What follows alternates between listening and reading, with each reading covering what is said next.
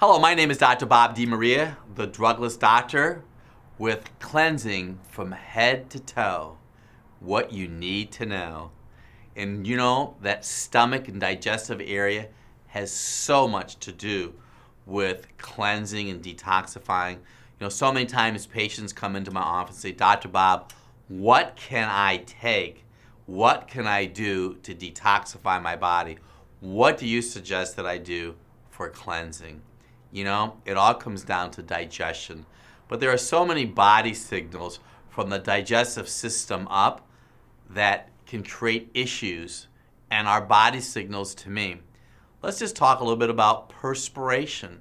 You know, back in the day when I was very toxic and before I made the decision and actually learned about all the toxicity areas, is that I used to have my own challenges with perspiration, and I was perspiring excessively. And I have found excessive perspiration occurs in individuals who may have had exhaustion to two glands located on top of their kidneys called the adrenal glands. But what I've also have learned is your body will use whatever it can to dump toxins. So do you have a film on your skin? Do you just feel really toxic all the time? You may in fact be able to just simplify and start the detoxifying and cleansing process just by adding water from a pure source. You know, your liver is the major detoxifier. And if your liver is being compromised, it can affect and impact other organs in your body. So I want you to think of your liver as the main force, the main area, the main filter.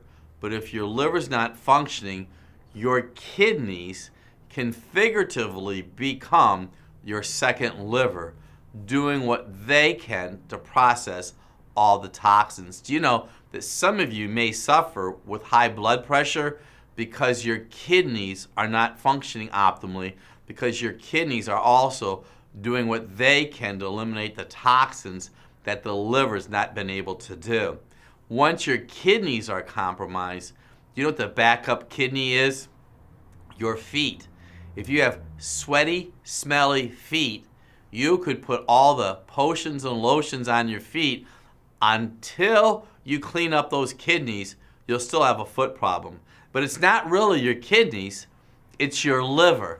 But you want to know what? It's really not your liver, it's your colon. And it's really not your colon. The problem could be your thyroid, or you might not be drinking enough water or eating enough vegetables. Your thyroid impacts colon function, because if your thyroid is in subpar working order, it's going to result in constipation.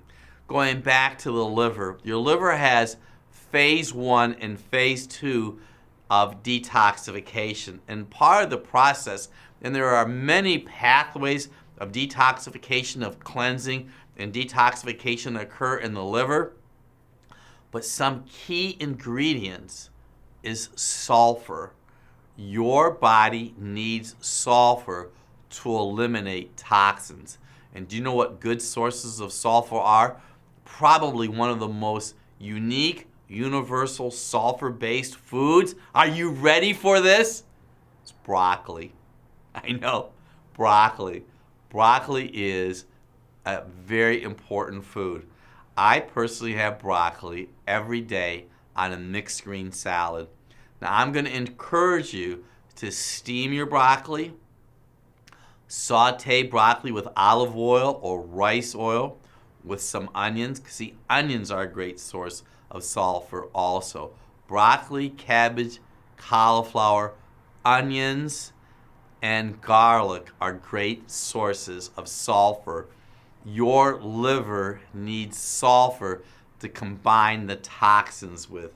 Your liver also needs protein to combine the toxins with, because the toxins are going to be eliminated by your colon. Now, we have mentioned briefly about apples in the past. Apples are a very integral part of thinning bile. Apples are antioxidants. If you're not eating enough apples or antioxidants, and I want you to think of antioxidants as rust removers in your body. if you don't eat enough antioxidant food, your body is going to use bile. Your bile from your liver will be used as an antioxidant, and you want the bile to break down the fat. See, bile is the dish detergent in your body. You'll run out of bile if you don't have enough antioxidants. That's one of the reasons that you want to be eating your apples every day. Let's just say that you're the individual that you do have digestive distress with cucumbers, green peppers, eggs, onion, and garlic. And you go to see your healthcare provider, and they make the decision that your gallbladder needs to come out. Before you would do that, I would encourage you to create a strategy for your liver to start making bile again so you don't have to have your gallbladder removed. I commonly see gallbladder removal in women after they have had their second child. That's like taking the dish detergent out of your body. Statistically, and I have seen this in my practice over time, it's quite common today, that individuals who have their gallbladders out have a greater chance to have heart disease and eventually can have cancer, because the bile helps break down fat. And if you have improper fat metabolism, you're going to have poor breakdown in your whole body. So the whole liver gallbladder mechanism with the kidneys are an important part of your long-term detoxification process. Very simple. Minimize and eliminate trans fat. Minimize or eliminate as many dairy products as you can, because you want your liver gallbladder to be functioning optimally. If you're watching me right now and you've had your gallbladder removed, you really want to find a good quality source of bile salts, because the bile salts are going to help your body function optimally. You know, once organs start to break down and you have compromise, other organ and tissues start to kick in. And if you have a chronic cough, a chronic productive cough, your body is actually using the lungs to be a part of the detoxification process also. So we've talked about bad breath, and you know, the breath and the breathing are all a part of the whole detoxification process. You want to make sure that every tissue is functioning at its optimal peak. So as we move on from head to toe, and we've worked with this digestive system here, if you're 40 years old or older, which is a very common time period to have lack of digestive enzymes inside of your body, and if you're noticing that you're having a foul odor when you have a bowel movement, that's a sign of poor digestion and the buildup of toxins inside of your body. You may want to strategize and add a digestive enzyme to your meal. If you're 40 years old and older and you're noticing foul smelling stools, you're passing a lot of gas, you're burping a lot, you may think about adding a digestive enzyme to your meals. You want to minimize and eliminate cold fluids with your meals, because that upsets proper digestion. Now, there are areas in the body as we proceed down, and one of the largest areas is your colon and your small intestines.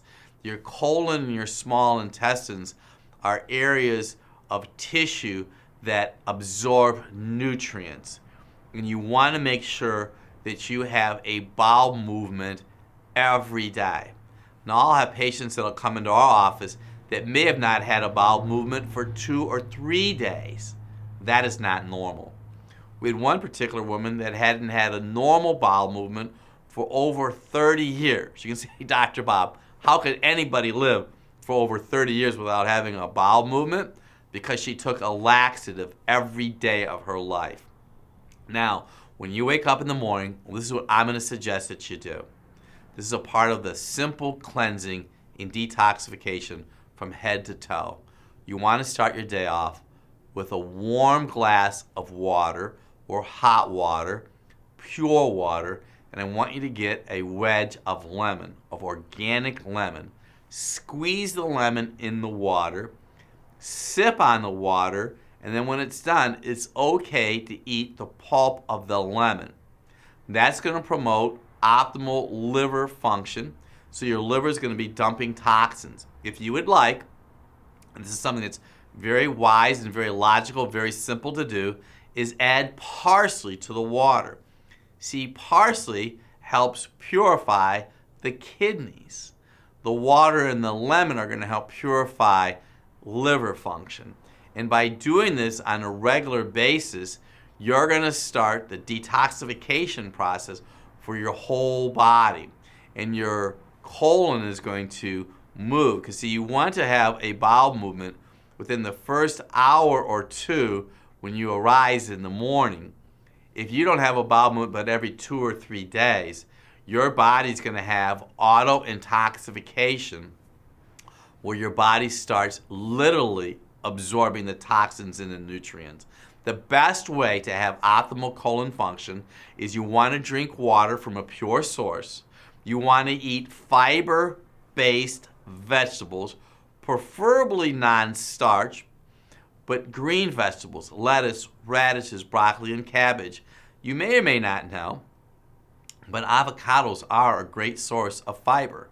I would stay away from eating grains, especially if you're not having a regular bowel movement.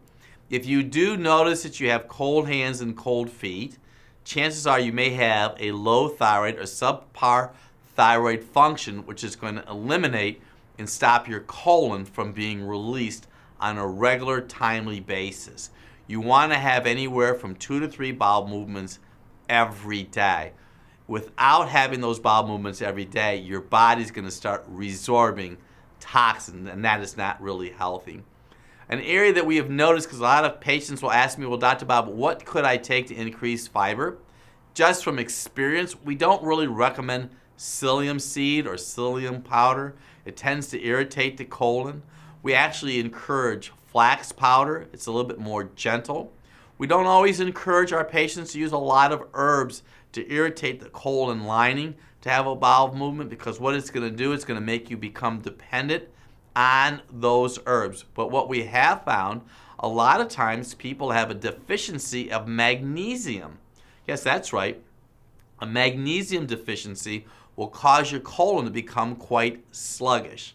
And you don't want that to occur. So you may want to find magnesium from a very quality source, and you take it right before you go to bed at nighttime. So when you wake up in the morning, you have a gentle, normal bowel movement. You don't want to be irritating your colon. Digestion starts from the head and works all the way down to your toes. Somewhere in the middle, a lot of people have missed the fact that they have everything to do with cleansing. It's very simple. Add water. Add water-based vegetables, tomatoes and cucumbers. Eat fiber every day.